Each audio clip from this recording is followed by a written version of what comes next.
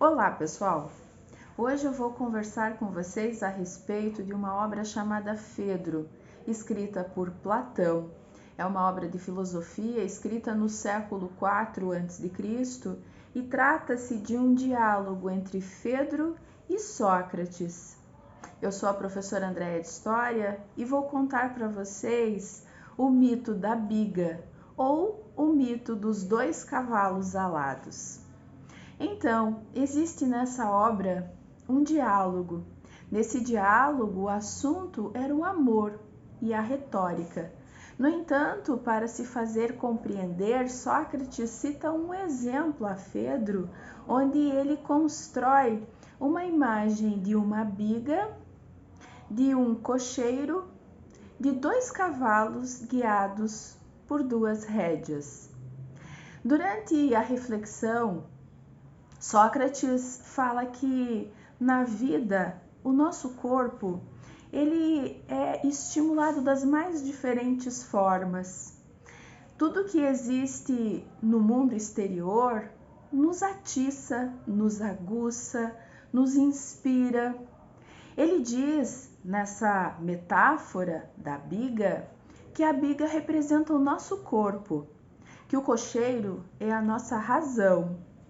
As rédeas são o nosso pensamento e que os dois cavalos são todos os estímulos.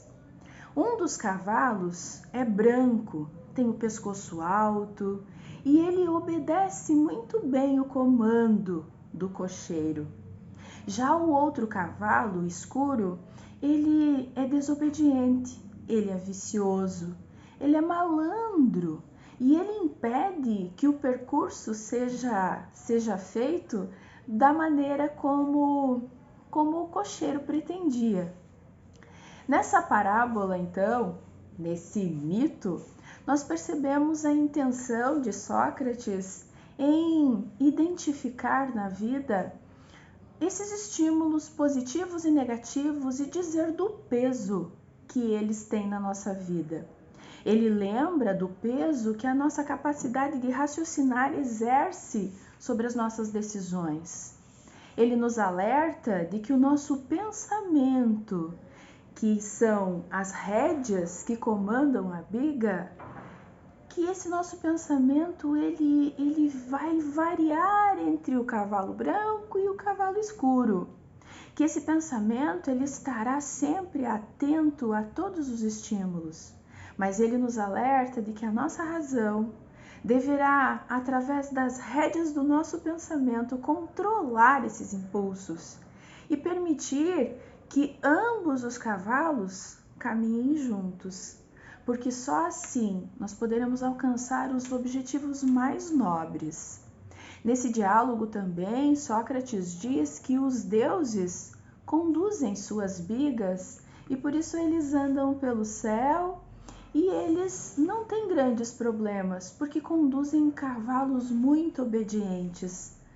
E que nós, seres humanos, ao contrário dos deuses, andamos num lugar um pouco mais baixo e que os nossos cavalos são diferentes e que nós precisamos ter todo o cuidado para não permitirmos que esses cavalos se desemparelhem. E que também, se o cavalo escuro dominar a biga, nos perderemos e que o nosso corpo sofrerá.